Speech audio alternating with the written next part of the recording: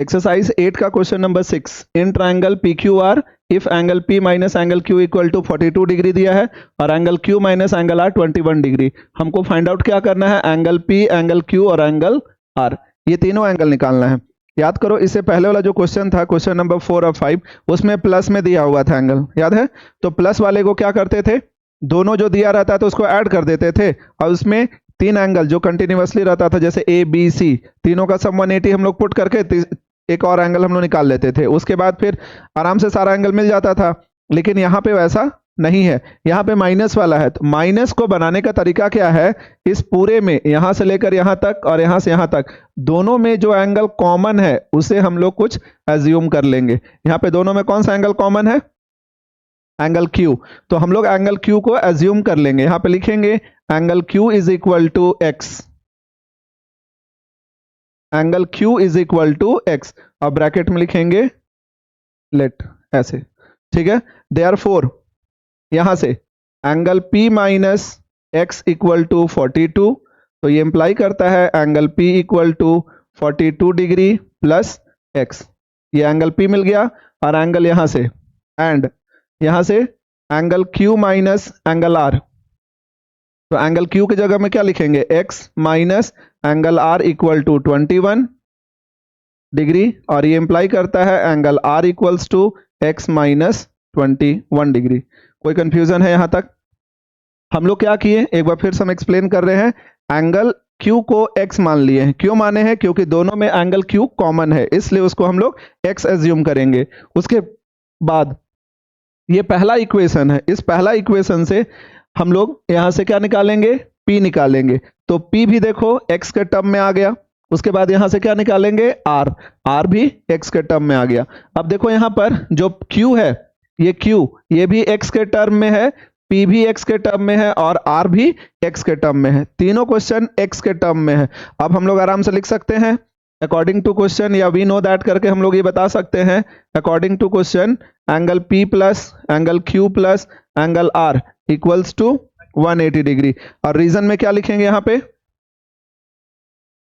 Angle sum property of a triangle. कोई confusion नहीं है? अब यहां पे P के प्लेस पे क्या पुट करेंगे, 42 प्लस एक्स, तो P के प्लेस पे 42 डिग्री प्लस एक्स, Q के प्लेस पे x, R के प्लेस पे x माइनस 21 इक्वल टू 180।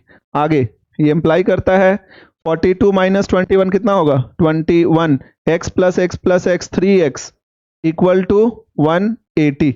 कोई कंफ्यूजन है?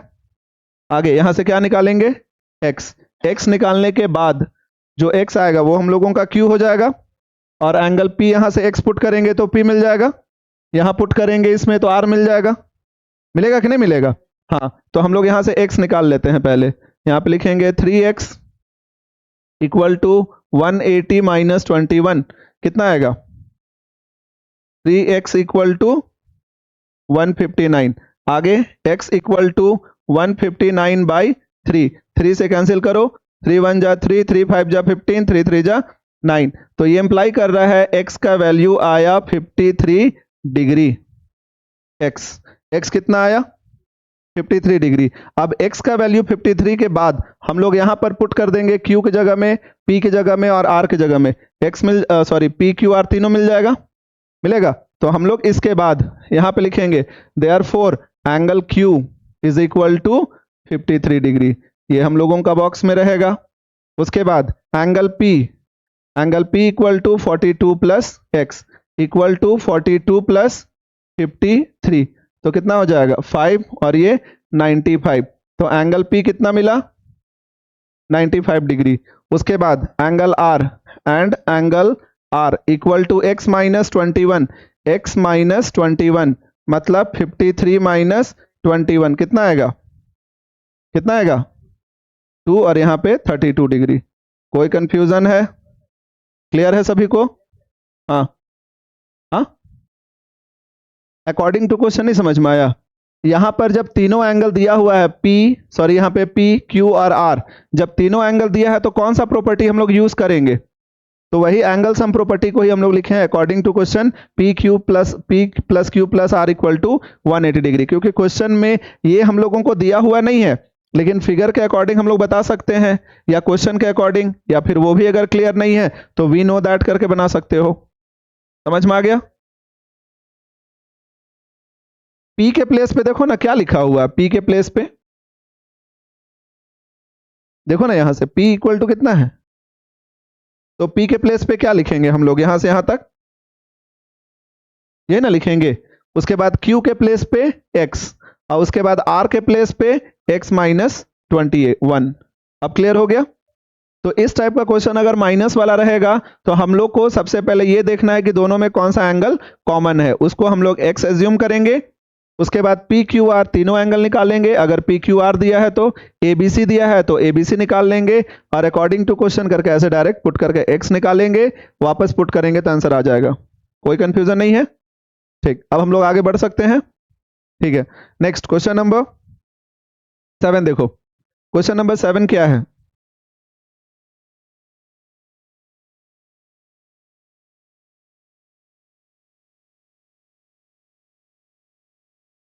क्वेश्चन नंबर 7 देखो। The sum of two angles of a triangle is 116 degree. एक ट्राइंगल का दो एंगल का सम कितना दिया हुआ है? 116 डिग्री। एंड देयर डिफरेंस मतलब उसी का डिफरेंस कितना दिया है? 24 degree. Find the measure of each angle of the triangle. एक ट्राइंगल बना लो, पिछला में ट्राइंगल बनाए थे उसका यूज नहीं किए थे, इस बार करेंगे हम लोग यहां पर।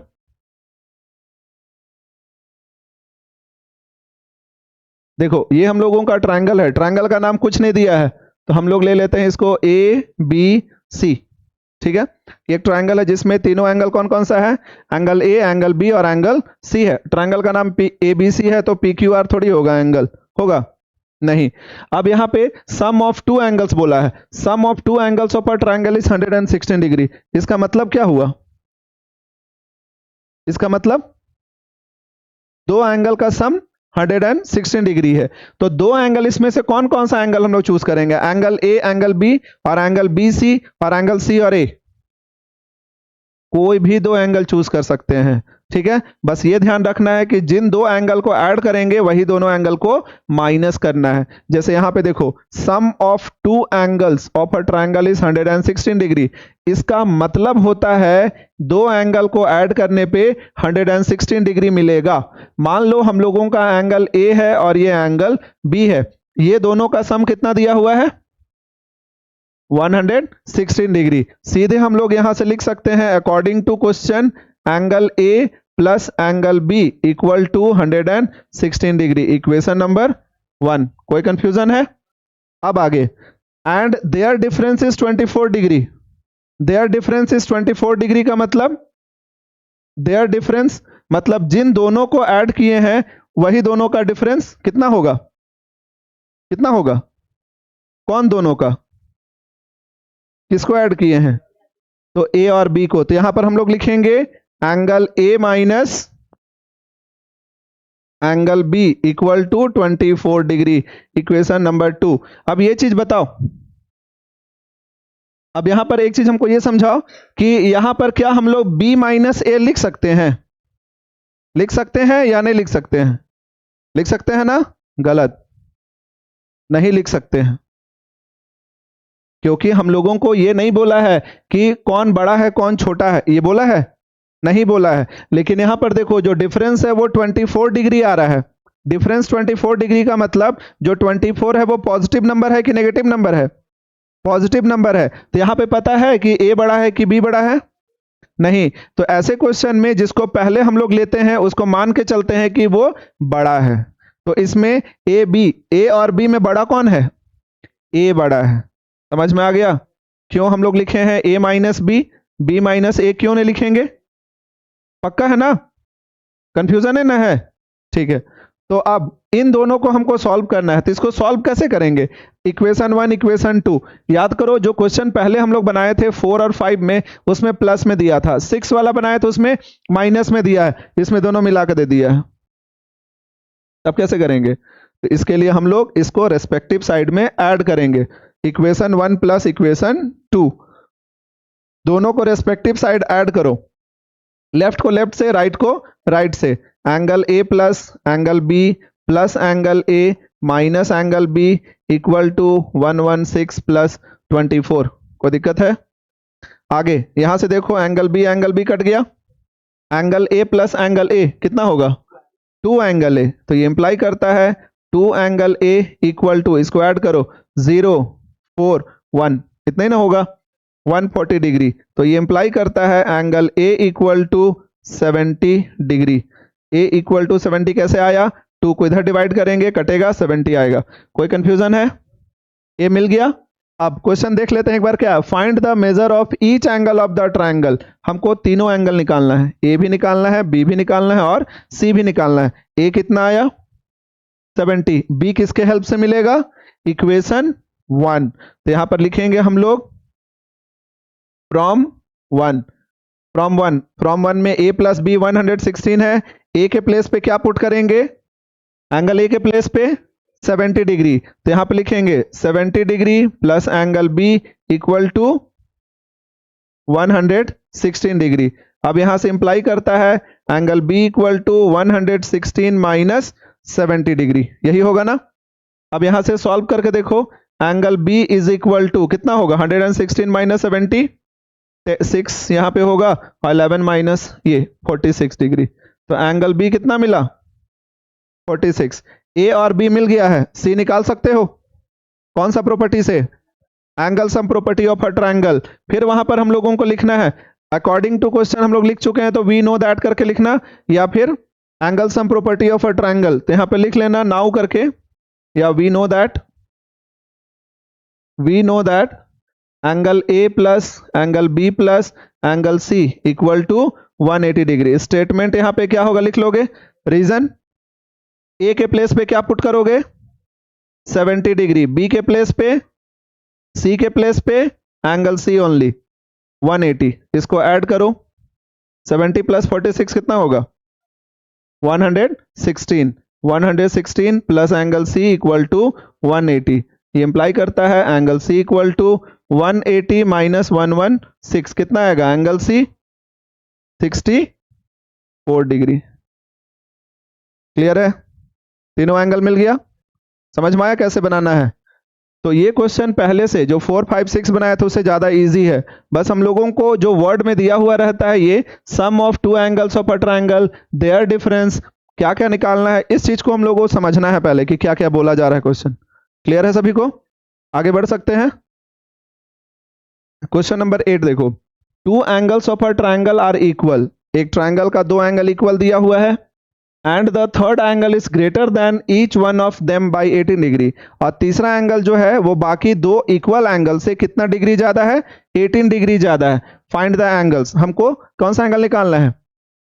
ऑल 3 एंगल्स निकालना है। तो हम लोग मान लेते हैं यहां से फिगर से एंगल ए और एंगल बी इक्वल है। ठीक है, दिया हुआ है कि 2 एंगल इक्वल है, बस हम लोग ये मान रहे हैं कि कौन सा 2 एंगल इक्वल है। ठीक है, और ये दोनों अगर एंगल इक्वल है तो इसको हम x मान लिए, तो ये भी x होगा कि नहीं होगा? अब इसके बाद ये तो थर्ड एंगल है, ध्यान दो, थर्ड एंगल जो है यहां पे लिखा हुआ है थर्ड एंगल इज ग्रेटर मतलब ज्यादा है। किससे ज्यादा है? ये दोनों से। कितना ज्यादा है? 18 डिग्री। तो थर्ड एंगल जो होगा ये होगा x प्लस 18। ये समझ में आया? या 18x हो जाएगा, x प्लस 18 होगा, 18x नहीं ना होगा। अगर लिखा हुआ रहता 18 टाइम्स तब 18x लिखते हैं। यहां पे क्या लिखा हुआ है? ग्रेटर देन 18, मतलब उसे 18 ज्यादा है, या 18 मोर लिखा हुआ रहेगा तो भी उसमें प्लस 18 करेंगे। कोई कंफ्यूजन नहीं है यहां पे? तो यही चीज को यहां पर लिखना पड़ेगा हम लोगों को। Let angle A equals to angle B और इक्वल टू x, और ब्रैकेट में क्या लिखेंगे? ऐसे लेट शुरू में लिखे हैं तो जरूरी नहीं है बाद में, ये है x। क्लियर हो गया? एंगल ए और एंगल बी क्या है? x है। देयरफॉर एंगल सी जो होगा वो होगा x प्लस 18। कोई कंफ्यूजन? अब आगे अगला स्टेप में डायरेक्ट हम लोग लिख के बना सकते हैं ऐसे, according to question angle A plus angle B plus angle C equal to 180 degree, और यहां पे रीजन में angle sum property of a triangle लिख सकते हैं ऐसे। एंगल ए के प्लेस पे क्या लिखेंगे? x, बी के प्लेस पे सी के प्लेस पे x plus 18 equal to 180 degree. आगे ऐड करो यहां से लेकर यहां तक, ये कितना हो जाएगा 3x प्लस 18 इक्वल टू 180। ये इंप्लाई करता है 3x इक्वल टू 180 माइनस 18 कितना बचेगा, कितना होगा 10 माइनस 8 2 7 माइनस 1 6 62 डिग्री होगा, ये 162 होगा 162 और डिवाइडेड बाय 3 3 से घटेगा 3 5 जा 15 3 4 जा 12। इसका मतलब x का वैल्यू क्या आया 54 डिग्री। x का वैल्यू 54 आया तो हम लोगों का a और b मिल गया, c भी मिल जाएगा। तो क्या लिखेंगे therefore angle a equals to angle b equals to 54 degree, a और b दोनों एक साथ, and angle c equal to x plus 18 मतलब 54 plus 18 equal to 72 degree. Easy है। तो क्वेश्चन नंबर 8 तक बना सकते हो, पहले क्वेश्चन नंबर 8 तक बनाओ, उसके बाद फिर आगे बताएंगे, ठीक है।